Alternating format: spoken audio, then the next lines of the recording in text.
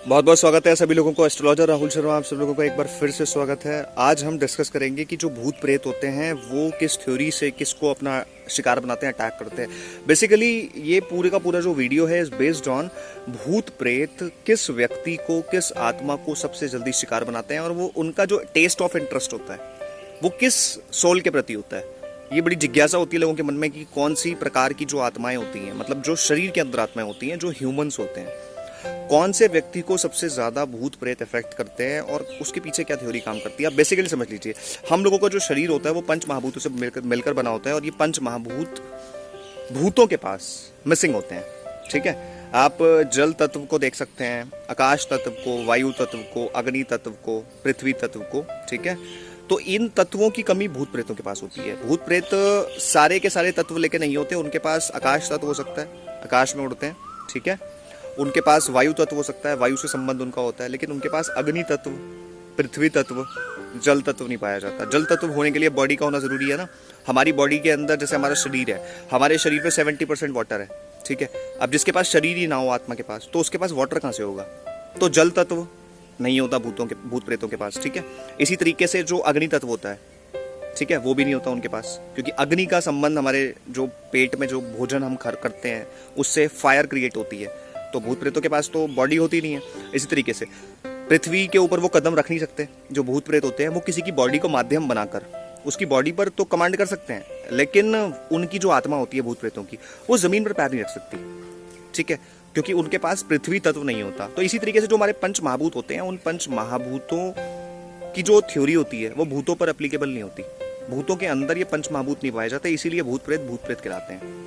अब सवाल आता है कि भूत प्रेत किस प्रकार लोगों को अटैक करते हैं। अपने बड़े किस्से कहानियों में सुना होगा, और वैसे भी ये बिल्कुल प्रैक्टिकल बात है, क्योंकि दैट इज कॉल्ड द ऊर्जा शक्ति। ऊर्जा शक्ति होती है, विज्ञान इसको ऊर्जा शक्ति के नाम से जानता है, और अलग अलग जगहों पे लोग इनको भूत प्रेत जिन पिशाच इस कैटेगरी के नामों से पुकारते हैं। एनीवेज, नाम आप कोई भी पुकारिए, ये जो एनर्जी होती है जिसको भूत प्रेत का नाम दिया जाता है, ये किस थ्योरी पे काम करती है और अटैक किसके ऊपर सबसे ज्यादा करती है। आपने देखा होगा जो लोग इमोशनल होते हैं, सबसे पहले आप ये समझ लीजिए, ये जो भूत प्रेत होते हैं ये किस चीज से आदमी को सबसे पहले अपना शिकार बनाते हैं। जो लोग इमोशनल पाए जाते हैं, जो लोग जिनको बोला जाता है ना इमोशनल फूल, ये जो शब्द है ये इन्हीं लोगों के लिए बोला जाता है जो भूत प्रेत सबसे ज्यादा जिन पर अटैक करते हैं। इमोशनल फूल, आप एक बात समझिए, कोई एक इंसान बहुत इमोशनल है, ठीक है, बहुत भावनात्मक प्रकार का एक व्यक्ति है। आपने देखा होगा आपके आसपास, आप कई लोगों को बोलते भी होंगे अपने फ्रेंड सर्कल में, आपने जो भी मतलब जानकारी लोगों में, कि आप बड़े इमोशनल टाइप के इंसान हो। इतना इमोशनल होना अच्छी बात नहीं है, आप बोलते हो ना। तो इसी, क्योंकि लोग आपको बेवकूफ ना बना सकें, लोग आपको बेवकूफ ना बनाएं, इसलिए आप ज्यादा इमोशनल वाला अपनी जो आपकी आदत है, हैबिट है, इसको थोड़ा हटा दो, वरना दुनिया आपको हमेशा बेवकूफ बनाती रहेगी। आप अपने दोस्तों को, जानकारों को कहते रहते होंगे, या काफी लोग आपको कहते होंगे।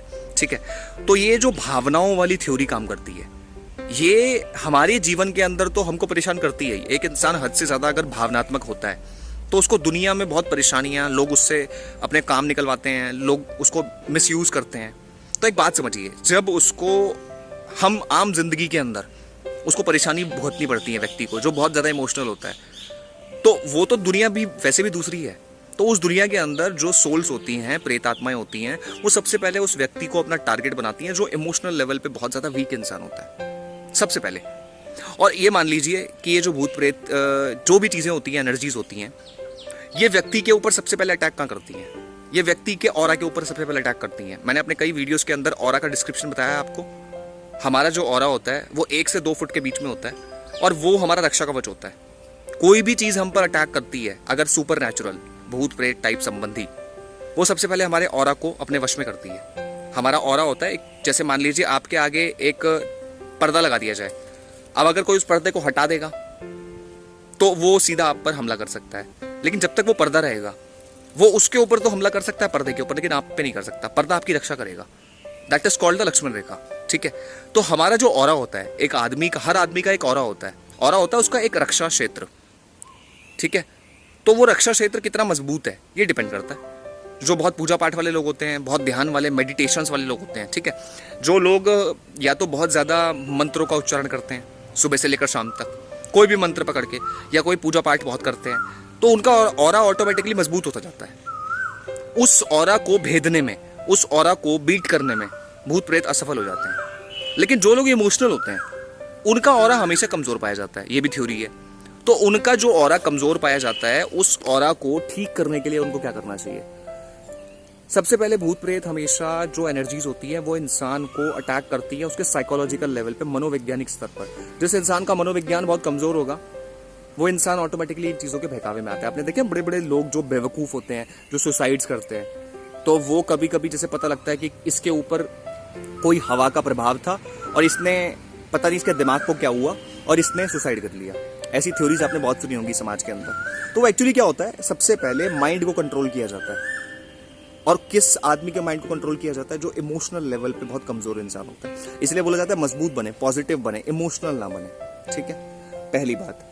और दूसरा, जो लोग बहुत गंदे गंदे रहते हैं, आपने देखा कुछ लोग होते हैं बिल्कुल अजीब अजीब सी, बहुत क्लीन नहीं रहते, 2-2, 3-3, 4-4, 10-10 दिन तक नहाते नहीं है। ऐसे बहुत सारे लोग हैं जो अपने आप को मतलब क्लीन, हाइजीन रखना पसंद नहीं करते।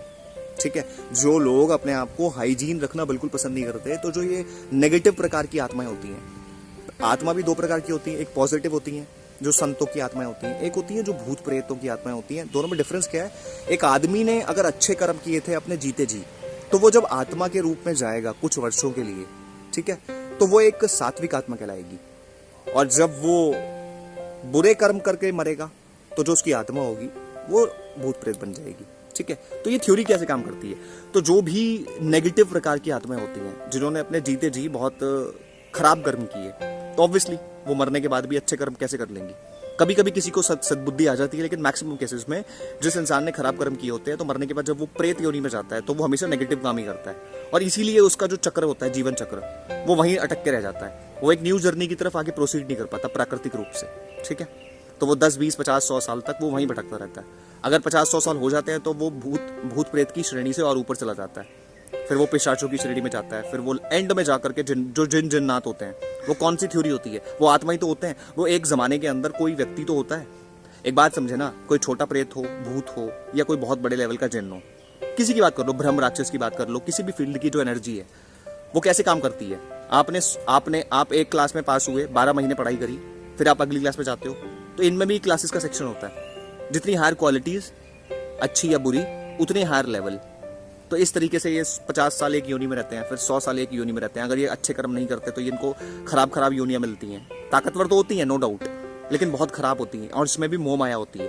कई सारी तो प्रेतात्मा ऐसी होती हैं जो इन योनियों को छोड़ना ही नहीं चाहती जीवन भर, जो इन योनियों के साथ ही अपने जीवन को जीना चाहते हैं, क्योंकि उनको उसमें टेस्ट आ रहा होता है।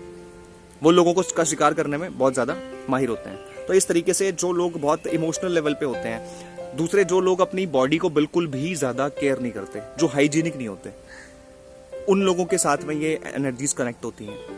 ठीक है, आपने देखा होगा कुछ जैसे लोगों को मना किया जाता है कि जैसे आप सड़क पे जा रहे हो, अकेले जा रहे हो, तो वहां पर जैसे कोई पीपल का वृक्ष आ जाता है या कोई बरगद का वृक्ष आ जाता है या सुनसान जो रास्ता होता है, वहां पर टॉयलेट नहीं करना चाहिए। क्योंकि जो कोई भी हमारी जो चीज है, ठीक है, कुछ लोगों को बोला जाता है आप सड़क पे चलते चलते थूका ना करें। कुछ लोगों की थूकने की बहुत हैबिट होती है, तो जो अगर आप थूकते हो तो इस थूक से भी एनर्जीज अट्रैक्ट होती हैं। कौन सी? जो नेगेटिव होती हैं। आप टॉयलेट कर रहे हो तो जो टॉयलेट की स्मेल है उससे भी नेगेटिव एनर्जीज अट्रैक्ट होती है। ये पूरा साइंस के ऊपर बेस्ड वर्क होता है। और यही आत्माएं, यही प्रेत आत्माएं लोगों को अपना टारगेट बनाती हैं। जिनका ऑरा कमजोर होता है उनको टारगेट बनाया जाता है। और कुछ लोग ऐसे होते हैं जो एक दूसरे से प्रतिशोध लेने की भावनाएं होती हैं। आपने बहुत सारे लोगों को देखा होगा, वो प्रतिशोध लेने में लगे होते हैं। अगर किसी सोल को ये पता लग जाए कि इस व्यक्ति की कमजोरी है, ये किसी से आपने कहानियों में बड़ा देखा होगा, और यही कहानियां आगे जाकर कॉमन लाइफ बनती हैं। आपने बड़ी स्टोरीज में सुना होगा, कहानियों में देखा होगा कि कोई व्यक्ति किसी से प्रतिशोध लेना चाहता है। वो सड़क पे चल रहा होता है, उसको कहीं से आवाज आती है किसी मतलब नॉर्मल एनर्जी की कि हम तुम्हें हेल्प कर सकते हैं, और हमें पता है तुम इस चीज से परेशान हो और हम तुम्हारी हेल्प कर सकते हैं। ये एक थ्योरी होती है उसको फंसाने के लिए, क्योंकि उसका माइंड तो उस समय प्रतिशोध में चल रहा होता है। तो जो व्यक्ति जीवन के अंदर गुस्सा करता है, जो व्यक्ति जीवन के अंदर हाइजीनिक बिल्कुल नहीं होता, जो व्यक्ति जीवन के अंदर आस्तिक बिल्कुल भी पूजा पाठ से दूर रहता है, ठीक है, जो बिल्कुल भी भगवान की पूजा पाठ, मंत्रोच्चारण को, देखिए आप भगवान को माने कितना ना माने वो आपकी थ्योरी पर डिपेंड करता है, लेकिन आप भगवान के मंत्र का अगर उच्चारण करते हैं, मन से करते हैं या बिना मन से करते हैं, लेकिन वो उच्चारण तो आपके मुंह से हो रहा है, आपका ऑरा मजबूत होता जाता है। ठीक है, तो जिन लोगों को मानसिक लेवल पे, जो बहुत इमोशनल लेवल पे बहुत कमजोर व्यक्ति होते हैं, तो ये तीनों चारों जो मैंने कैटेगरीज बताई, ऐसे लोगों को सबसे पहले जो आत्माएं होती हैं अपना टारगेट बनाती हैं, क्योंकि उनको पता होता है। क्योंकि पता क्यों टारगेट बनाती हैं, इसका आप एक छोटा सा एग्जाम्पल बताता हूँ। जब कभी वो आत्माएं जिंदा होती हैं तो उनको पता होता है ना एक आदमी का जीवन किस जगह पर जाकर उसकी कौन सी कमजोर नस होती है।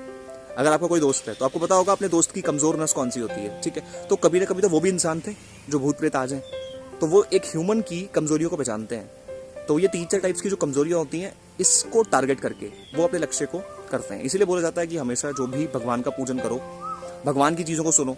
जितना सुनोगे तो आपके कान मजबूत होंगे, कान मजबूत होंगे तो जो आपका पूरा का पूरा ऑरा है बॉडी का मजबूत होगा। आप मुंह से कोई भी मंत्र बोलोगे, वाइब्रेशन करोगे तो आपका ऑरा मजबूत होगा। ये 2-3 छोटी छोटी चीज़ें करें जिससे ये जो आत्माएं होती हैं ऐसे लोगों को अपना शिकार बनाती हैं। एस्ट्रोलॉजर राहुल शर्मा आप सब लोगों का बहुत बहुत स्वागत करता हूँ। बहुत जल्द एक एक्सक्लूसिव वीडियो के साथ आप लोगों से मिलता हूँ। सब लोगों को जय गुरुदेव, जय माता दी।